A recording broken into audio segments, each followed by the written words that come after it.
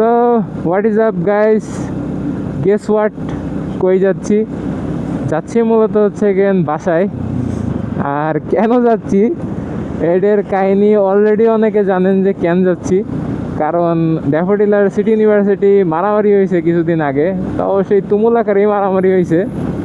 So ছিলাম ওইখানে, গ্যাঞ্জাম ট্যাঞ্জাম করছি দেখছি, কিন্তু কথা হচ্ছে গেন এখন পরীক্ষা পিছাইতেছে এবং বন্ধ দিয়েছে, প্রায় এক সপ্তাহের মতো ভার্সিটি বন্ধ থাকবে। আর আমি মেইনলি বাসায় যাইতাম না, বাট বাসায় যাচ্ছি কারণ হচ্ছে গেন আমার বাইকের যে পেপার ওইটা অক্টোবর পর্যন্ত ডেট, কারণ এখনও ডিজিটাল নাম্বার প্লেট বেরোয় নাই। পেপারের ডেটটা বাড়ায় নিয়ে আসবো আর মূলত ফিঙ্গারটা দিয়ে আসবো আজকে, এই যে এবার যায় মানে আজকেই যাব, কালকে ফিঙ্গার দিব হয়তো, কালকে বুধবার। সো ফিঙ্গার দিয়ে আসি তাই, কারণ রিসেন্ট একটা প্ল্যান করতেছি যে চট্টগ্রামের দিকে যাওয়া যায় কি না অক্টোবরের দিকে, কারণ অক্টোবরে আমাদের ফাইনাল শেষ। সো অক্টোবরে একটা ওই দিকে যাওয়ার একটা ইচ্ছা আছে। এখন আল্লাহ কতদূর কী দেখি রাখে বলা যায় না। এখন যাচ্ছি মূলত হচ্ছে গেন গুলিস্তানের এখানে যাব, আর আমার পিছনে আমার ফ্রেন্ড আছে। আর এই গ্যাঞ্জামের কারণে হচ্ছে গেন আমাদের টোটালি মানে অটো রিক্সা এগুলো ওই এরিয়ায় চলাচলই করতেছে না। আর ওই এরিয়ার থেকে বেরোনো রিক্স, আমরা মানে অলরেডি সিটি ইউনিভার্সিটি পোলাপান ওদের মানে রোড টোড আটকায় রাখছে ওই পাশে। সো এর জন্য বেরোনো যাচ্ছে না। সো আমি ভিতর দিয়ে আইছি আর কি, ভিতর দিয়ে যে রোডে কাজ বাস চলতেছে, অলরেডি আপনাদের ফুটেজটা দেখাবো, একটু পরেই দেখেন।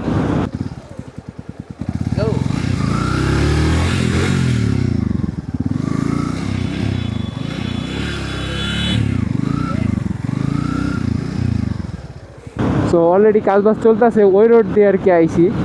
আর এমনই একটা কেরা ভাই, মানে আমি আসলে আইতে পারতাম, বাট আমার বাইকে নাই ফুয়েল, মানে অল্প একটু হাফ লিটারের মতো ফুয়েল রয়েছে। কোনো মতে এই বিরুলিয়া পর্যন্ত আইসা ফুয়েলটা নিছি, নয়তো আশুলিয়া যাওয়া যাইতো না। আর খোলা তেল আমি সচরাচর ভরি না, এর জন্য খোলা তেল নাইও এরিয়ায়, মানে খোলা তেল নিতে হইলেও আমার আশুলিয়া যাইতে হইব, সে এর জন্য আর যাই নাই। এই দিক দিয়ে এটা ভিতরে একটা রাস্তা আছে, যে রাস্তা কাজ বাস চলতেছে। তো ওই রাস্তায় কোনো গাড়ি ঘোড়াই যানজটই নাই। তো ওই রাস্তা দিয়ে আর কি আইছি খুব কষ্ট করে। এখন ফুয়েল নেওয়া শেষ, এখন নিরিবিলি যাব এইখান থেকে গুলিস্তান থেকে দেন বাসার উদ্দেশ্যে ওই দিক দিয়ে চলে যাব। আর শুনতেছি নাকি খুব পরিমাণ গাড়ি ঘোড়া ধরতেছে পুলিশে। তো নাম্বার টাম্বার তো ওকে, প্লেট প্লেট সবই আছে, বাট ডিজিটালটা নাই। তো ডিজিটাল নিয়ে প্যারা দেয় না, কাগজপাতি সব যেহেতু নিয়ে আইছি। তো যাই, আল্লাহ ভরসা। আর আপনারা ব্লগটা এনজয় করতে থাকেন। তাই সাবধানে যাই, সাবধানে, ঠিক আছে। তো ফ্রেন্ড নামাই দিলাম এইখানে, নামাই দিয়া আর আমি আমার বাসার দিকে এখন যাচ্ছি। আর মেনলি আমাদের ওই রুটে গাড়ি ঘোড়া টোটাল বন্ধ, তো এর জন্য আর কি। সো আর গাড়ি ঘোড়ায় অটোতে যাওয়াও রিস্ক ছিল। সো এর জন্য বললাম যে একবারে ও এখানে নামবে আর আমারও তো এদিক দিয়ে সোজা যাইবো। সো এর জন্য বললাম যে তাহলে চল, সমস্যা নাই, একসাথে যাই। আর হেলমেট দুইটা ছিল, সো এর জন্য প্যারা নাই, বাট হেলমেট নিয়ে যাওয়াটা প্যারা। সো এটা ওরে দিয়ে দিলাম যে ও নিয়ে যাক, আর ও তো ঢাকায় থাকবে। সো এর জন্য ওর কাছেই দিয়ে দিলাম যে হেলমেট তোর কাছে রাখ, পরে নিবানি। আর আমি যাই রিল্যাক্সে। আর একটু জ্যাম,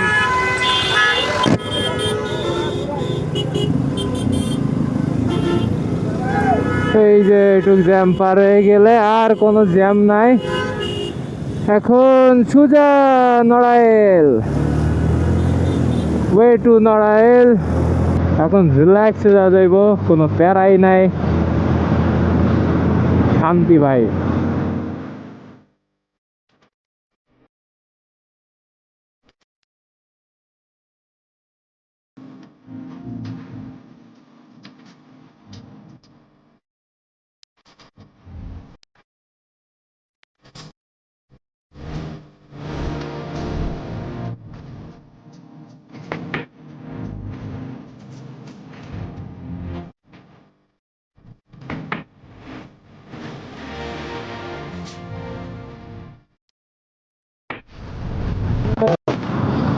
কাশিয়ানি ভাটিয়াপাড়া চলে এলাম।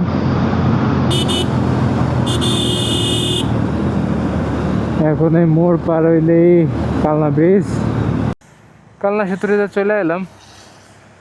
আর বেশিক্ষণ লাগবো না যদিও, এই যে মোটামুটি আর আধা ঘন্টা লাগবো নড়াইল পর্যন্ত যাইতে। রিল্যাক্সে যাইতে লাগি। Best of luck.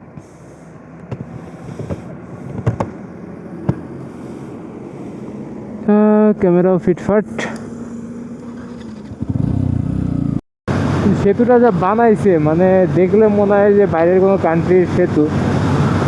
অনেক সুন্দর লাগে, রাতেও অনেক সুন্দর লাগে। রাতেও আমি আসি, আমার নানু বাড়ি ওইদিকে, লোহাগড়ার ওইদিকে। তো আমার নানু বাড়ি আসলে আমার প্রায় এখানে আসা হয়।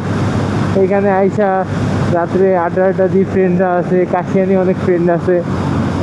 তো আইসে প্রায় আসা হয় এখানে নানু বাড়ি আসলে, কারণ রাত্রে ওয়েদারটাও ঠান্ডা এবং এইখানে আড্ডাটা দেয় পোলাপান, কোনো ইস্যু নাই। এখন আর্মিতেই করে নাকি জানি না, বাট রিসেন্ট আমি অনেক দিনই হয়েছে ঢাকায় যাওয়ার পরে থেকে, বিগত 1 বছর একটু এদিক কমই আসা হয়। আর ছুটি পাইলে বাসায় থাকি ভাই, এত এদিক ওদিক যাওয়া হয় না আগের মতো।